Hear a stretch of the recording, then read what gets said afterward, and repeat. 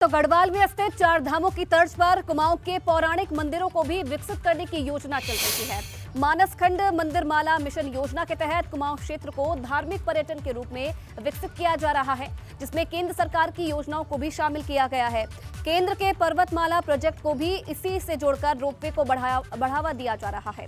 पर्वतमाला प्रोजेक्ट के तहत 39 रोपवे प्रस्तावित हैं, जिसमें से कुमाऊं में 16 रोपवे बनेंगे, जिसके लिए काम शुरू कर दिया गया है। अंदर तैयारी चल रही है, उसमें काफ़ी हम आगे बढ़ गए हैं और काफ़ी काम हो रहा है। और गडकरी जी का ये सपना है कि वो यहाँ से लेकर के और कैलाश मानसरोवर की यात्रा जो है कार से करेंगे। ये उनका सपना है और जिसको पूरा करेंगे। उसमें काफ़ी काम चल रहा है। मैं स्वयं भी जा रहा हूँ कुमाऊं क्षेत्र के अंदर और मानसखंड की माला के लिए और उसके पूरे विस्तार के लिए।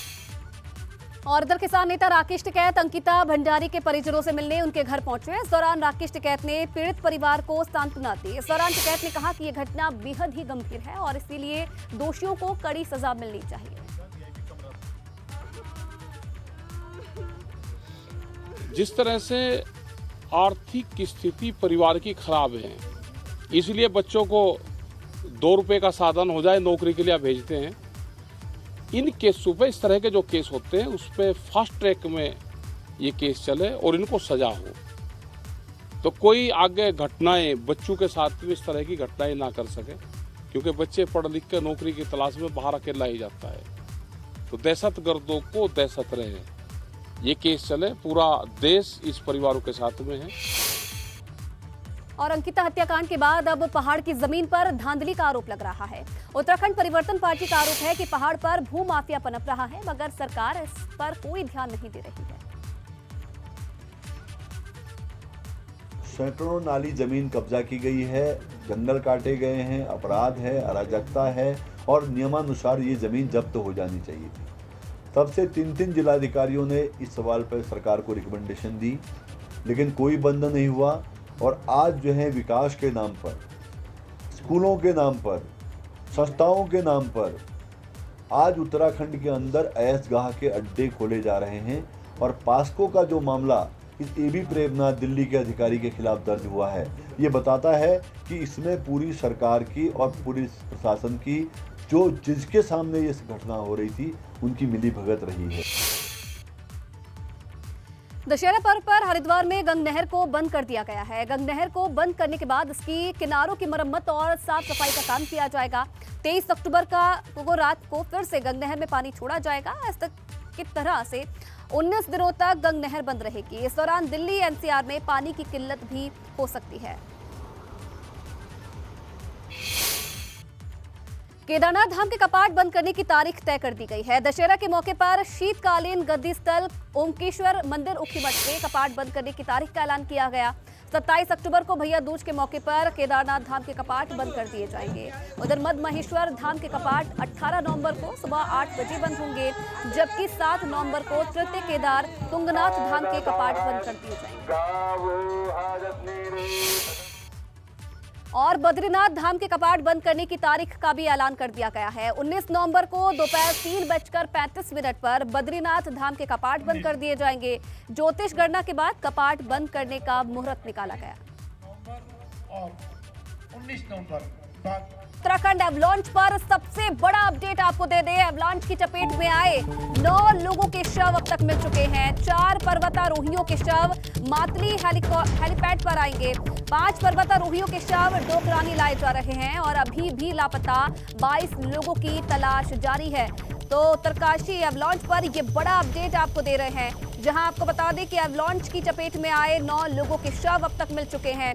4 पर्वतारोहियों के शव मातली हेलीपैड पर आएंगे और 5 पर्वतारोहियों के शव डोकरानी लाए जा रहे हैं। अभी भी 22 लोगों की तलाश लगातार जारी है। रेस्क्यू ऑपरेशन अभी भी चलाया जा रहा है और जो 22 लोग जिनका पता अभी तक नहीं चल पाया है, उनके लिए रेस्क्यू ऑपरेशन अभी भी चलाया जा रहा है। तो तमाम टीमें जो हैं मौके पर पहुंच चुकी हैं और इस बीच एसडीआरएफ, एनडीआरएफ की तमाम जो टीमें हैं, रेस्क्यू टीमें, वो कोशिश कर रही है इन 22 लोगों को तलाशने की। हम जितेंद्र रावत है सर, और मैं उत्तरकाशी से जहां ये घटना हुई है और वहीं मेरा गांव है भुक्की गांव। और इस पूरे कोर्स में मेरे फैमिली मेंबर 3 मेंबर थे, 2 बेसिक कोर्स में थे और एक एडवांस कोर्स में थी। मेरी भांजी है, उसकी डेथ हो गई है।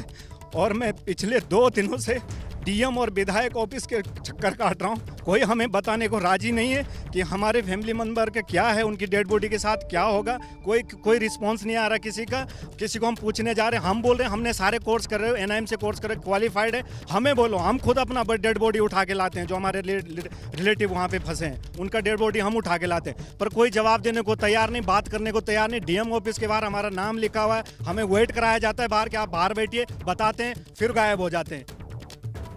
तो देखिए, परिजनों की बात भी आपने सुनी। इस पूरे हादसे के बाद कैसे परिजन जो हैं परेशान होते हुए नजर आ रहे हैं, और हर कोई चाहता है कि जो भी लोग अभी तक मिल नहीं पाए हैं उनकी जो तलाश है वो जल्द से जल्द खत्म हो। और चलिए, और ज्यादा जानकारी के लिए, अपडेट के लिए इस वक्त विनोद कुमार सीधा लाइव हमारे साथ जुड़ रहे हैं, उनसे अपडेट जान लेते हैं। विनोद, क्या अपडेट है? 9 लोगों के शव अब तक मिल चुके हैं, रेस्क्यू ऑपरेशन कहां तक पहुंचा है, और जो लोग अब तक गायब हैं जिनकी तलाश जारी है उन्हें लेकर क्या कोई इनपुट अब तक मिल पाया है?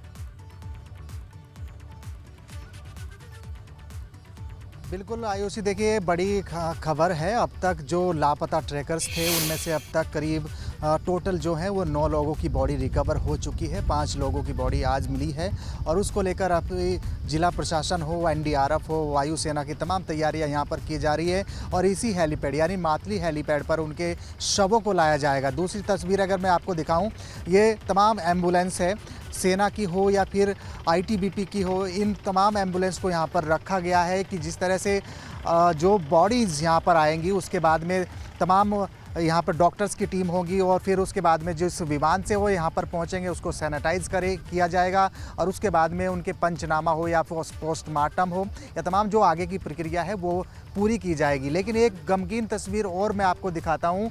ये तमाम जो लोगों का यहाँ पर हुजूम जुड़ा हुआ है, इसमें कुछ जिला प्रशासन के अधिकारी कर्मचारी हैं, लेकिन जो दूसरी तस्वीर, दूसरी तरफ जो लोग बैठे हुए हैं उनको करीब 3 दिन हो गए हैं, लेकिन अभी तक भी जो इनके लापता लोग हैं उनके बारे में कोई खोजबीन और कोई सुराग नहीं लग पाया है। 22 लोग अभी भी लापता हैं।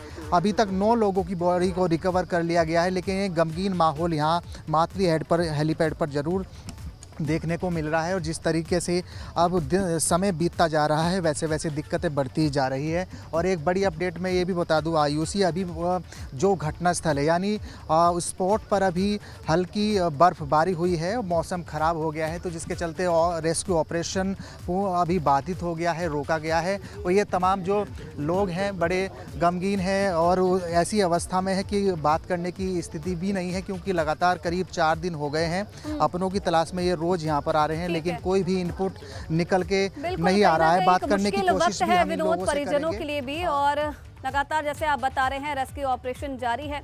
क्या और जानकारी अब तक मिल पाई है? क्या जो परिजन है उनसे भी जरा बातचीत करने की कोशिश कीजिए। क्या जो लापता लोग हैं उनके परिजन जो हैं, क्या उनके बारे में उन्हें कोई इनपुट अभी तक मिल पाया है? क्या कुछ जानकारी दी जा रही है उन्हें प्रशासन की तरफ से उनके बारे में?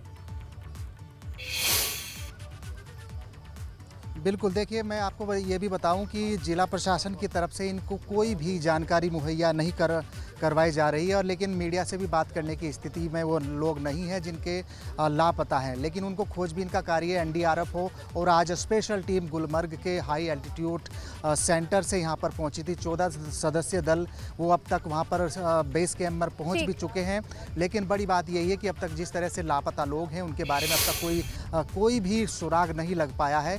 चलिए, बिल्कुल विनोद, नजर आप बना के रखिएगा, अपडेट आपसे लेते रहेंगे। बहुत धन्यवाद आपका तमाम जानकारी के लिए। उत्तरकाशी की द्रौपदी की डांडा 2 पर रेस्क्यू और सर्च ऑपरेशन के लिए अब स्पेशल टीम की कमान सौंपी गई है। इस टीम में 14 लोग शामिल हैं जिन्हें हाई एल्टीट्यूड पर काम करने का अनुभव है।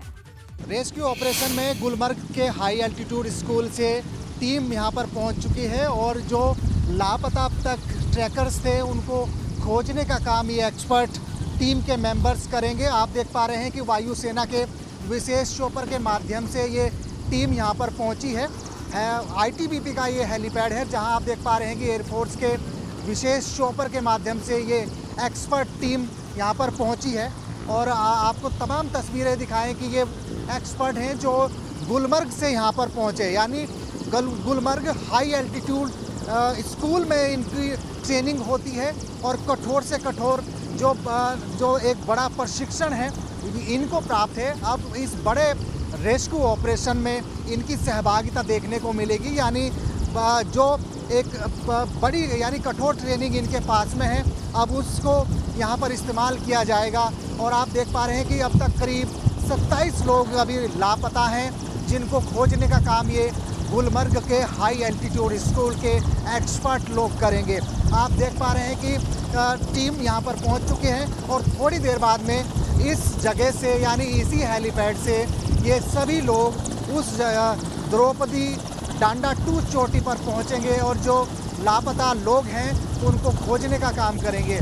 4 लोगों की अब तक मौत हो चुकी है और 27 लोग अभी लापता हैं। और हालात ये हैं कि आज मौसम भी थोड़ा ख़राब है, तो आज का रेस्क्यू ऑपरेशन किस तरीके का रहेगा वो देखने वाली बात होगी। लेकिन अपने सहयोगी कैमरा पर्सन क्रिस्टोफर लॉरेंस के साथ विनोद कुमार, एबीपी गंगा, उत्तरकाशी हेलीपैड। देहरादून से एक बड़ी खबर आपको बता दें, सतपाल महाराज और प्रेमचंद अग्रवाल की मुलाकात हुई है। प्रेमचंद अग्रवाल के आवास पर दोनों नेताओं की मुलाकात हुई है। तकरीबन आधे घंटे तक दोनों मंत्रियों के बीच बातचीत हुई है। दोनों नेताओं की मुलाकात से अब राजनीतिक गलियारों में चर्चाएं भी तेज हो गई हैं। तो मुलाकात काफी अहम मानी जा रही है सतपाल महाराज और प्रेमचंद अग्रवाल की। और आपको बता दें कि प्रेमचंद अग्रवाल के आवास पर इन दोनों नेताओं की मुलाकात हुई है और आधे घंटे तक दोनों मंत्रियों के बीच बातचीत हुई है। हैं और आध्यात्मिक गुरु भी हैं, हमारे बहुत वरिष्ठ मान्य मंत्री हैं। वो आए थे, उन्होंने दशहरे की शुभकामनाएं दी है और मैंने भी उनको बधाई दी है।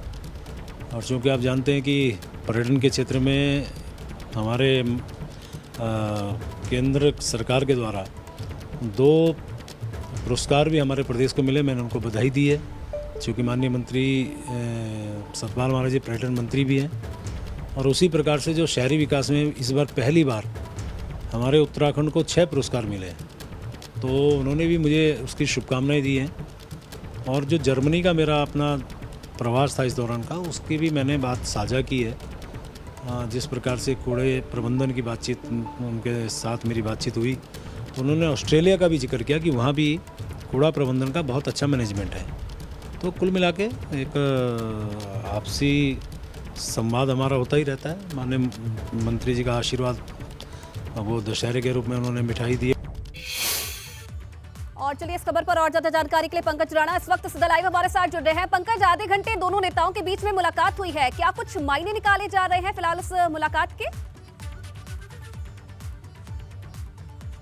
आइए देखिए, दोनों नेताओं की मुलाकात के बहुत कुछ मायने हैं। हालांकि देखिए, प्रेमचंद अग्रवाल की बात दर्शकों के सुनी है कि किस तरह से उन्होंने कहा है कि ये ऑफिशियल मुलाकात थी और पूरी तरह से इस मुलाकात में आपसी बातों को लेकर तमाम विभागीय चर्चा की गई है। लेकिन मुलाकात के कई मायने माने जा रहे हैं, क्योंकि सतपाल महाराज जी पिछले दौरान सरकार से काफ़ी नाराज़ हुए थे और उन्होंने कई कैबिनेट में भी हिस्सा नहीं लिया था और कई अपने विभागों के सचिवों से भी नाराज बताए जा रहे हैं। तो इन चीज़ों को लेकर साफ तौर पर कहा जा सकता है कि दोनों नेताओं की मुलाकात में इन बातों को रखा गया है कि किस तरह से समन्वय बनाया जाए। और वहीं दूसरी तरफ अगर देखेंगे तो आप विधानसभा भर्ती मामले में थोड़ा नज़र दौड़ाइए, पीछे की दौरान जाएं तो इसमें प्रेमचंद अग्रवाल का नाम आया था और विधानसभा अध्यक्ष रहते हुए उन्होंने कई भर्तियां कराई थी, जिसको लेकर विधानसभा अध्यक्ष ऋतु खंडूरी ने उन्होंने सभी लोगों को हटा दिया है। जिसके बाद लगातार ये चर्चाएं चलती रही कि विधानसभा अध्यक्ष रहते हुए जो भर्तियां उन्होंने कराई थी वो गलत तरीके से कराई थी और मंत्री पद पर रहते हुए उन्हें अब इस्तीफा देना होगा। तो इन तमाम चीज़ों को लेकर ये मुलाकात हुई है। इनमें संभवतः इन तरह की चर्चा हुई है कि किस तरह से आगे की राजनीति को आगे लेके जाना है, क्योंकि प्रेमचंद अग्रवाल से हमारी बात हुई है, उन्होंने साफ कहा है कि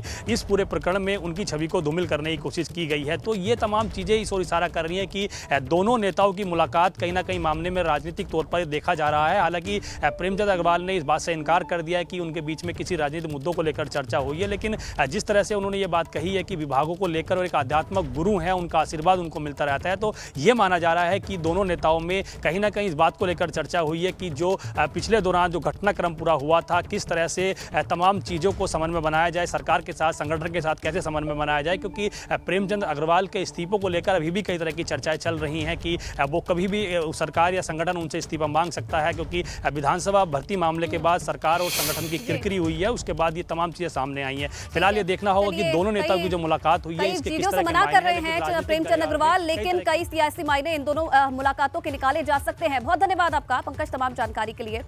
चलिए आगे बढ़ेंगे तो पौड़ी में हुए बस हादसे को लेकर रेस्क्यू का काम पूरा हो चुका है। प्रशासन के मुताबिक इस हादसे में कुल 32 बारातियों की मौत हुई है, जबकि हादसे में 18 लोग घायल हुए हैं। आपको बता दें कि बारातियों से भरी बस 500 मीटर गहरी खाई में जा गिरी थी, जिससे ये दर्दनाक हादसा हुआ।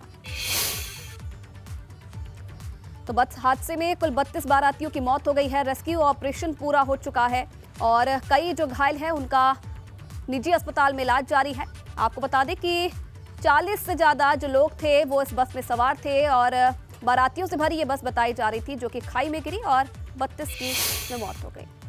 इधर बारातियों से भरी बस हरिद्वार के लालडांग से पौड़ी के लिए निकली थी। सभी बाराती कांडा तल्ला गांव में शादी में जा रहे थे। इस हादसे को लेकर दूल्हे के ड्राइवर ने ये बताया है कि दूल्हे की गाड़ी के आगे सांप आ जाने के कारण उसने अपनी गाड़ी के ब्रेक लगाए। इस दौरान पीछे से आ रही बारातियों से भरी बस कार को ओवरटेक करते हुए जैसे ही आगे निकली तो वो कवारी का पट्टा टूटने के कारण गहरी खाई में जा गिरी। इस हादसे में दूल्हे का भाई, बहन, भतीजा और कई नजदीकी रिश्तेदार काल के गाल में समा गए।